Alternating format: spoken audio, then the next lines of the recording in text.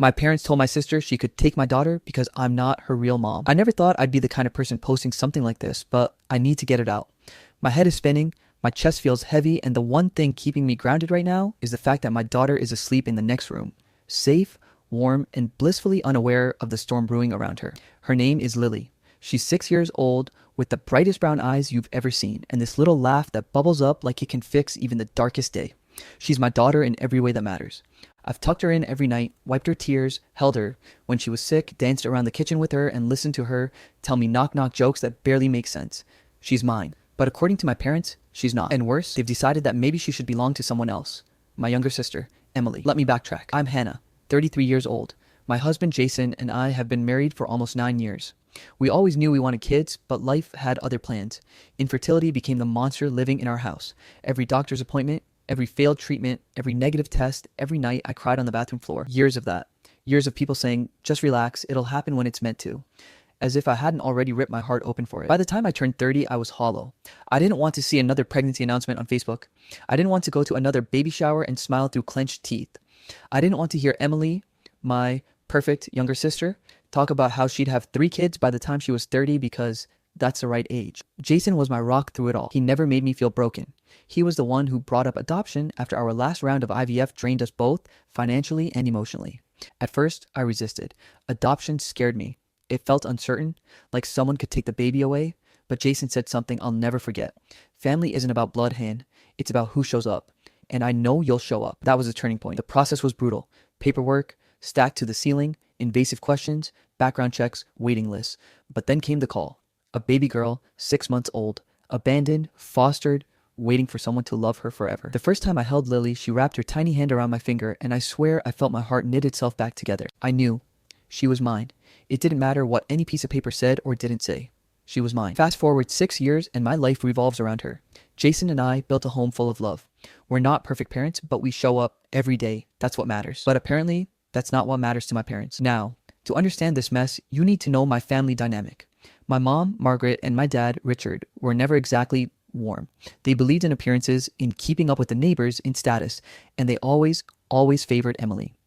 Emily, the golden child. Emily, the one who got straight A's, the one who cheered in high school, the one who married well. Her husband Daniel comes from money. Emily could do no wrong. Meanwhile, I was the quiet, bookish one. I went to a state college instead of the private one my parents wanted. I studied education instead of law or medicine. Every choice I made was less than. I learned to live with it, but I never thought it would extend to my daughter. Which brings me to what happened last week. Jason had taken Lily to the park, and I stopped by my parents' house to pick up some of my old photo albums. I was walking up the hall when I heard voices in the kitchen. I recognized Emily's laugh first. High-pitched, practiced, the kind of laugh that makes people turn their heads. I wasn't trying to eavesdrop, but then I heard my name. And then I froze. Mom and Dad told me I'd be a better mother to Lily since Hannah's not her real mom. I swear the air got sucked out of the room. My vision tunneled. I had to press my back against the wall to steady myself. Emily said it so casually, like she was talking about borrowing a sweater, like my daughter was something she could just take because she wanted to. And then my mom's voice, cool and steady. We're only being realistic, Emily. Blood matters. Hannah will understand eventually. She can still be involved. As if I'd be some kind of aunt or babysitter in my own daughter's life. I don't even remember walking out of that house. I just remember my hands shaking so hard I dropped my keys twice trying to unlock the car. When Jason came home later with Lily, I must have looked like a ghost because he immediately asked, "What happened?" I told him. Every word. I watched the muscles in his jaw tighten as I spoke. Jason doesn't get angry easily, but when he does, it's like watching a storm roll in. He sat down across from me, leaned forward, and said, "Hannah, listen to me. Lily is our daughter. Legally, emotionally, in every way that matters. They can say whatever they want, but they don't have a claim. Not now. Not ever." I nodded, but I couldn't stop crying. It wasn't just the fear of losing Lily, it was the betrayal. My own parents, the people who were supposed to support me, to cheer for me, finally becoming a mom after everything I'd been through. Instead, they're plotting to hand my child over to Emily like she's some kind of prize. I spent that night sitting by Lily's bed, just watching her sleep. She looked so small, curled up with her stuffed bunny, breathing softly. I whispered, "I'll never let anyone take you. Never." The next day, I tried to convince myself maybe I misheard. Maybe Emily was exaggerating. Maybe my mom didn't mean it. But then Emily showed up at my house with a bag of toys and said, all smiles, "I just wanted to spend some quality time with her girl." I shut the door so fast I nearly slammed it in her face. Jason told me we need to prepare ourselves, that this isn't going to just go away. He's right. My parents don't back down. Emily doesn't back down. And now that I know how they really see Lily, I can't unhear it. I don't know what's going to happen next, But I do know one thing. Lily is mine. And I will burn every bridge in this family before I let anyone tell me otherwise. After I overheard what Emily and my parents said about Lily, I thought maybe, just maybe, they'd back off if I made my stance clear. I thought if I showed them with enough fire in my voice that Lily was mine, they'd drop it. I was wrong. They doubled down. It started with my mom, Margaret, calling me 2 days after Emily's little visit with the bag of toys.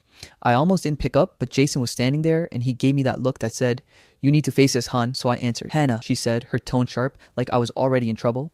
"I've been hearing from Emily that you won't let her spend time with Lily. Is that true?" I gripped the phone so hard my knuckles hurt.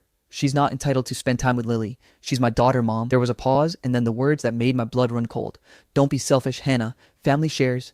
Emily is only trying to help you. You're acting insecure. Like you're afraid Lily will like Emily better. And that's not fair to Lily. Selfish. Insecure." Those words lit something inside me, the same way they had when I was a teenager. My mom used to say I was selfish whenever I wanted something for myself, like applying to a college farther away or wanting to go on a trip with friends. Emily got her way every single time. She was responsible. I was selfish. She was talented. I was not good enough. Now she was using the same damn language to frame me as some jealous, unfit mother. I snapped. She doesn't need another mom. She already has one, me. Stop trying to rewrite reality. But Margaret just sighed, the way she always did when she was about to end an argument without admitting she was wrong. "You'll understand when you're older." I'm 33, for God's sake. How much older do I need to be? Jason heard every word. He came over, gently pried the phone from my hand and said, "Margaret, if you can't respect Hannah as Lily's mother, don't bother calling." Then he hung up. That should have been the end of it, but of course it wasn't. The next weekend, Emily showed up at our door again. No call, no warning. She just rang the bell like she owned the place. I opened it to find her standing there with another gift bag in her hand. "For my girl," she chirped, holding it out like she was Santa Claus. I blocked the doorway. "She's not your girl, Emily." "Oh, Hannah, don't be like that," she said, rolling her eyes. "Kids deserve to feel loved by everyone. Don't you want her to have more love in her life? I'm just trying to be part of it." But then Lily came running down the hall, excited to see who was at the door. Emily crouched down, arms out, and said, "Come here, my girl." And Lily, sweet, innocent Lily, hugged her. Emily whispered, "Mommy missed you." Jason was in the living room, and I swear he crossed the space in 3 strides. "What did you just call yourself?" His voice was low. "Dangerous." Emily froze, clearly not expecting to get caught. It just slipped out." "No," Jason said, stepping closer. "It didn't. You've been told? You don't get to play pretend. She already has a mommy, and it's standing right there." He pointed at me. Emily's face went red, but she covered it with a laugh. "Wow, sensitive much?" She looked at me. "Honestly, Han, I think you're projecting. You know adoption isn't the same, and you're terrified Lily will see that someday." I saw red. "Get out now." She huffed, tossed her hair, and stormed off, muttering something about me being crazy. I thought maybe that humiliation would keep her away, but no. That's when the smear campaign started. My aunt called me a few days later, sounding confused. "Hannah, I heard you're not letting Emily have a relationship with Lily. Your mom said you've been really unstable lately and Jason's worried." I nearly dropped the phone. "What?" "Your mom said you've been paranoid, like obsessively guarding Lily. She made it sound like you're shutting everyone out. She's worried about you." That's when it hit me. They weren't just undermining me privately. They were actively painting me as some unfit, hysterical mother to the entire family. They wanted to discredit me, so if they ever tried to push further, no one would take my side. I hung up and cried so hard Jason had to physically hold me. All I could say was, "They're trying to take her away from me." He kissed my forehead and said, "They can't, they won't. But we're going to have to fight this head on." And while all this was happening, the past kept bubbling up. I remembered being 16 and auditioning for a school play. I didn't get the lead, but I got a supporting role and I was so excited. When I told my parents, my mom said, "Oh, Emily could have gotten the lead if she tried. Maybe you should focus on your studies instead." Emily wasn't even in drama. I remembered when I got into college, my dad just shrugged and said, "Well, it's not Yale, but it's something." Meanwhile, when Emily got engaged, they threw her an engagement party that cost more than my entire wedding. And now they were doing the same damn thing, deciding Emily deserved more, deciding Emily was better, deciding Emily could just take what was mine, my daughter, because in their twisted world, I'll never be enough. The tension finally boiled over at dinner one Sunday. Against my better judgment, Jason convinced me to try a family dinner at my parents' house to talk things out. It was a disaster. We walked in and immediately I saw Emily sitting there with Lily on her lap, reading her a story. My mom was smiling like she'd orchestrated the whole scene. I clenched my fists so tight my nails dug into my palms. "Emily, put her down." Emily looked up, feigning innocence. "Relax, Han." She asked me to read. Jason took Lily gently from her lap, and Lily, sensing the tension, buried her face in his shoulder. My dad muttered, "See, this is what we mean. She's so overprotective." I spun on him. Overprotective or just being a mother? That's when Emily dropped the bomb. "Maybe Lily should spend some time at my house. Just on weekends. It would give you a break and she'd get to bond with me. Balance things out a little. Balance things out. Like Lily was some kind of shared custody arrangement they could negotiate behind my back." I slammed my hands on the table so hard everyone jumped. She's my daughter, not yours, not anyone else's. Don't you ever suggest that again. The room went dead silent. Emily's mouth opened and closed like a fish. My mom looked scandalized, and my dad just shook his head. Jason put an arm around me, his voice calm but firm. This conversation is over. We're leaving. And we did. But I know this isn't the end. Not with my parents, not with Emily. They've declared war, and now I have to figure out how to protect Lily from the people who should have been her family. And the scariest part, I don't know what their next move is. After the blow up at my parents' dinner table, Jason and I sat in the car in absolute silence. Lily was in the back seat, playing with the stuffed bunny she'd brought along, blissfully unaware of the storm raging around her. My hands were trembling on my lap. Jason reached over, covered them with his, and said in the calmest voice he could muster, "We need legal backup." That night, I didn't sleep. I lay awake staring at the ceiling, every horrible what if running through my mind. What if Emily tried to file something? What if my parents tried to claim I was unfit? What if all those rumors they'd been spreading to my aunts and cousins were some kind of setup? My chest felt like a vice was tightening around it. Jason was already ahead of me. The next morning, he called a family lawyer his friend had recommended. By the afternoon, we were sitting in a quiet office that smelled faintly of old books and coffee, across from a woman named Sarah Klein, who radiated calm competence. I spilled everything. The adoption, my parents' favoritism, Emily calling herself mommy, the suggestion that Lily should spend weekends with Emily, even the smear campaign. I half expected Sarah to look concerned, maybe even skeptical, but instead, she smiled, leaned back in her chair and said, "Hannah, take a deep breath. They have no claim. None. You are Lily's legal mother in every sense of the law. Adoption is absolute. Emily is not on her birth certificate. She has no legal standing, and your parents don't either. Unless you voluntarily give up your rights, there's nothing they can do." I stared at her like she'd just handed me oxygen after I'd been drowning. "So they can't just take her?" "No," Sarah said firmly. "They can talk, they can guilt trip, they can spread rumors, but the law is on your side. And if they ever try to push it further, like showing up at school again, you call me, and I'll make sure they regret it." Jason squeezed my hand so tight I almost cried from relief. For the first time in weeks, I felt the knot in my stomach loosen. But of course, the emotional battle wasn't over. When I told my mom, she didn't back down, she doubled down. "Family shares everything, Hannah," she said over the phone, her tone dripping with condescension. "Do you really want to deprive Lily of a real family? Blood is important. Emily just wants to be part of her life." "She is part of her life," I snapped. "As an aunt, not as her mother." "Hannah," she sighed, "you've always been so rigid. This isn't healthy. You need to let go a little." I laughed bitterly. "You mean let go of my child?" Richard chimed in from the background, quiet as always, but still taking her side. "Don't be so dramatic, Hannah. Your sister only wants what's best for Lily." I wanted to scream. "No, she wants what's best for herself." But what was the point? They weren't listening. They never had. The only surprising shift came from Daniel, Emily's husband. At first, he stayed out of it, the way he always did. But the next time I ran into him at a family get-together, before I stopped attending most of them, he pulled me aside and said quietly, "For what it's worth, Hannah, I think Emily's going too far." I blinked, stunned. "Then why don't you stop her?" He rubbed the back of his neck, looking uncomfortable. "You know Emily, she doesn't exactly take criticism well." I wanted to shake him. "She's trying to claim my daughter, Daniel. This isn't about criticism, it's about reality." He nodded, eyes darting away. "I know, I don't agree with it. That's all." It wasn't much, but it was something. Meanwhile, I poured myself into Lily. Every morning, I made her pancakes shaped like animals, even if they came out lopsided. I sat with her at night, reading her favorite stories until she fell asleep. I painted with her, built pillow forts, danced in the living room. I wanted her to feel safe, loved, secure. If my parents and Emily were going to try to wedge themselves into her life, then I was going to anchor her even harder into mine. But I also realized I couldn't keep bleeding from old wounds without stitching them up. My parents' favoritism had left scars that I'd buried for years, but this situation ripped them open again, so I started therapy. The first session, I sat across from Dr. Patel, a warm woman with kind eyes, and said, "I feel like I'm 16 again, being told I'm not good enough." And then I cried for almost the entire hour. We talked about the years of less than, about how my parents praised Emily for everything and criticized me for existing differently, about how that pattern made me believe I always had to prove myself, and how now, with Lily, I felt like I had to fight twice as hard to be recognized as her real mother. Dr. Patel said something that stuck with me. "You don't need their validation to be Lily's mom. You already are. Their blindness doesn't change reality." I held on to that like a lifeline. But then came the breaking point. Another family dinner. I told Jason I didn't want to go, but he said, "We need to stop letting them control the narrative. We need to stand our ground." So we went. It started out civil. If you can call Emily plopping Lily on her lap the second we walked in, civil. My mom beamed, my dad nodded in approval, and Emily acted like I wasn't even there. I clenched my teeth so hard I thought they'd crack. Halfway through dinner, Margaret looked at me and said, "You know, Hannah, you're making this harder than it needs to be. Why not just let Emily take Lily sometimes? It would be good for everyone." Something inside me snapped. I put my fork down, pushed back my chair, and stood. My voice shook, but it carried across the table. You know what, Mom? I'm done. I'm so goddamn done. Do you have any idea what I went through to become a mother? Do you? The years of infertility, the endless treatments, the nights I cried until my throat was raw because my body wouldn't do the one thing it was supposed to do, and then the adoption, the paperwork, the interviews, the waiting, the fear that it would all fall through. Do you have any idea what that felt like? And after all that, after finally becoming a mother, after holding Lily in my arms and knowing she was mine, you sit here and tell me I'm not her real mom?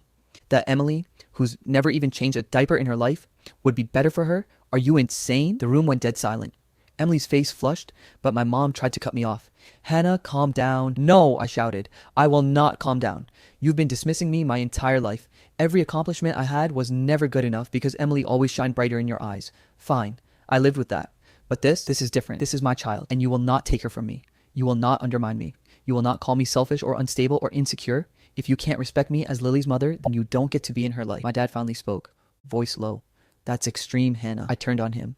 What's extreme is telling your daughter she's not a real mother. What's extreme is telling her sister she can have her child. What's extreme is the decades of favoritism that led us here. Don't you dare tell me I'm extreme. Jason stood up beside me, his arm around my shoulders. We're leaving. And unless you can accept Hannah as Lily's one and only mother, you won't see us again. I scooped Lily into my arms. She clung to me, confused, asking softly, Mommy, why are you mad? I kissed her forehead. I'm not mad at you, sweetheart.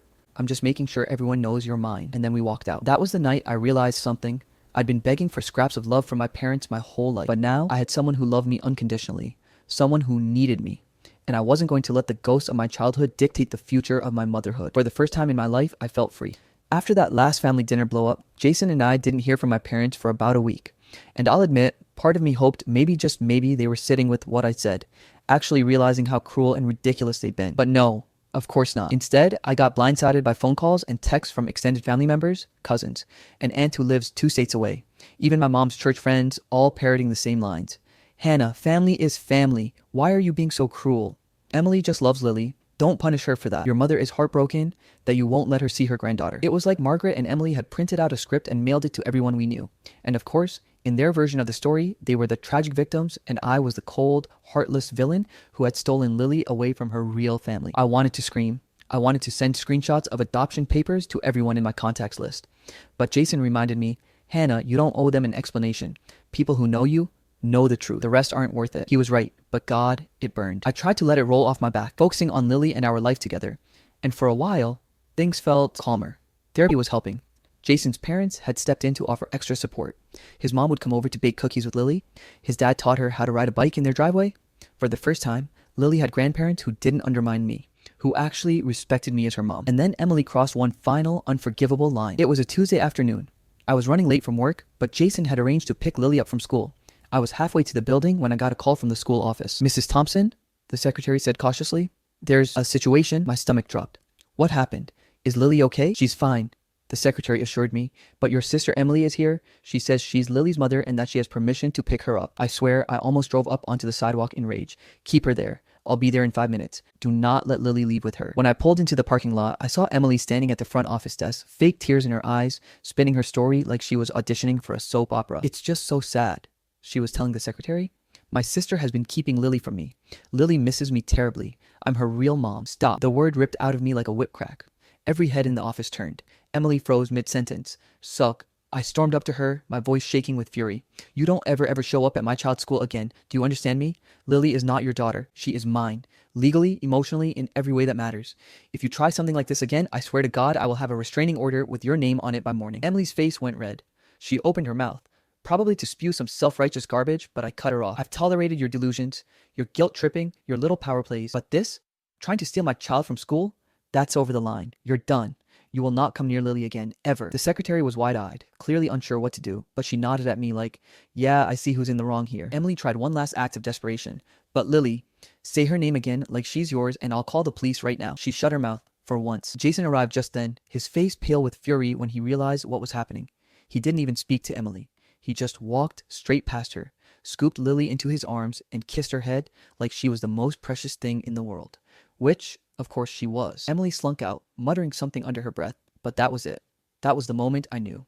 This was war, and I was done playing nice. That night, Jason and I called our lawyer, Sarah. I explained what had happened, and Sarah didn't mince words. If she ever tries that again, file for a restraining order immediately. In fact, I'd advise sending her a formal cease and desist letter now. just to make your position crystal clear. We did. And that finally was when Daniel cracked. The next day, he called me out of the blue. Hannah, I just want to say I'm sorry. I didn't know Emily was going to do that. That was too far. Way too far. I was so stunned I almost didn't know what to say. You think? He sighed heavily.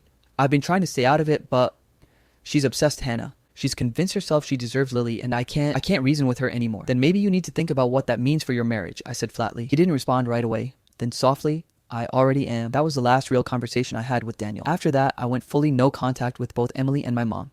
My dad, as usual, stayed silent, which was its own answer. He had chosen his wife and golden child over me, just like he always had. And you know what? I finally accepted it. It hurt. Of course it hurt. But it was also freeing because I no longer had to fight for scraps of their love. I no longer had to twist myself into knots to be enough.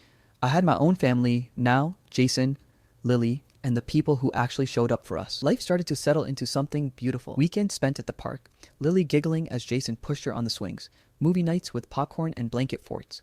Holidays at Jason's parents' house, where Lily was spoiled in all the right ways, with love and warmth and acceptance. I even started to enjoy the quiet. No more constant buzzing of my phone with my mom's criticisms. No more walking into family dinners, bracing myself for the next backhanded comment. Just peace. Lily thrived in it. She lit up every room she entered, confident and secure in the knowledge that she was loved. She stopped asking why Grandma Margaret didn't visit anymore. She stopped calling Emily mommy when prompted. She just looked at me with those big, trusting eyes and called me what I'd always been, Mom. And in those moments, I realized something. Family isn't the people who share your DNA. It isn't the ones who use blood as a weapon to control you. Family is the people who choose you, who respect you, who show up for you and love you without conditions. I looked at Lily one night as she fell asleep in my arms and whispered to myself, blood doesn't make a family, love does, and no one will ever take that from me and Lily. And for the first time in my life, I truly believed it.